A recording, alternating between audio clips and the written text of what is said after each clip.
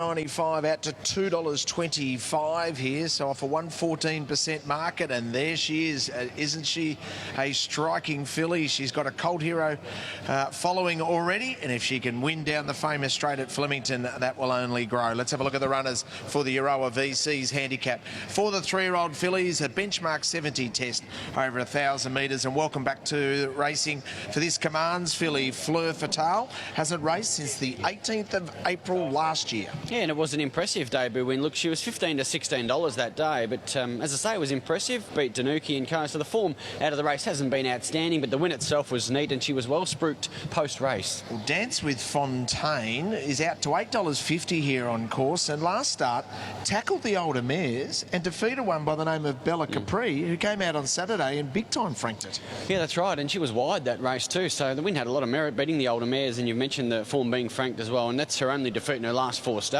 So hard to say she won't run well here. Okay, now she's drawn that wide gate. They've claimed with Ben Thompson. What will she do, you think? From that draw, I expect them, just off them, out deep. But there doesn't look a lot of natural speed in the race, does there? I mean, the favourite's probably going to run along, and the rest will be taking a sit off her. And she'll be out wide, probably with George's Loose. Your horse, good luck, mate. Brian Higgins takes a ride for Ross Pecora. She's first up, hasn't raced since Boxing Day, and what are you expecting? Oh, look, off the back of her trial, I'd expect her to run really well. She easily beat Jalan in the trial. Of course, that filly's high class, has petite Falou form.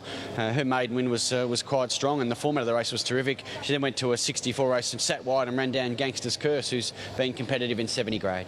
And we saw her at Cranbourne that day. She used her speed to be there, down the straight. It's a big guesswork, isn't it? Yeah. And from a wide gate, will she be looking for cover, or she might be the one leading that part? Yeah, look, I'd say she'll, given the Miss Vista has this great early speed, I think they'll all be taking a sit off her, so we'll just sit out there and bide our time, hopefully make one run at her. Fours are scratching. Here's another Robbie Griffiths runner. Jake Bayliss draws the inside here with the Scandamania. Yeah, it wasn't bad, I thought. Month between runs, Bendigo in a fast run race. Had another 5-week freshen into this, and semi-competitive with Labdian a couple of runs ago. Does tie in okay. And the 6 here is our favourite.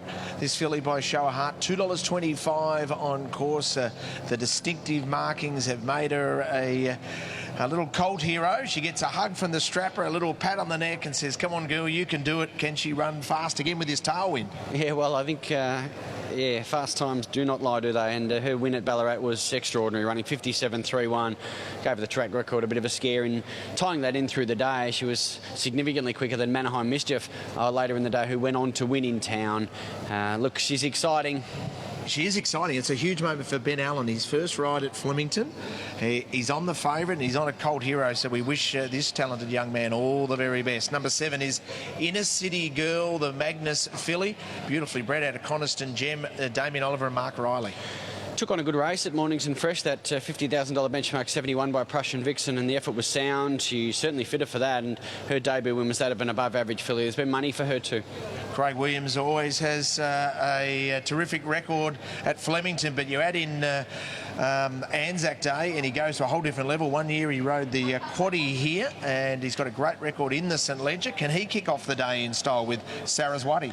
Well, this horse, filly, was $21 on debut and won well at Kyneton. That was back on the 18th of February.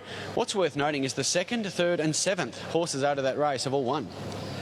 Aquanita Racing have number 9 in Deconey here, and Stuart Webb is the trainer. Luke Curry takes the ride. This is the Ben Coney filly, and she's around 40 to 1 on course. I liked the maiden win at Yarra Valley, then went straight to a 64 at Tat, and just missed, making up significant ground from a way back. She has a future. It's interesting, that 40 to 1's been taken now. She's 40 to 1 into 25 to 1. 2 fluctuations in there for Deconey. 10 is a scratching, so is 12. So the last of our runners is the Encosta Lago filly, Smokin' Valentina. He won the maiden in a reasonable style a couple of runs ago, then went to a 64 grade race and didn't quite measure up, so I've got others ahead there. They are the runners for the Aroa VC's handicap. For the 3-year-old fillies, a really fascinating race to see. How good is Miss Vista, who is a $2.40 favourite? Your top 4. Yeah, you'd have to tip her off that debut win, wouldn't you, if you're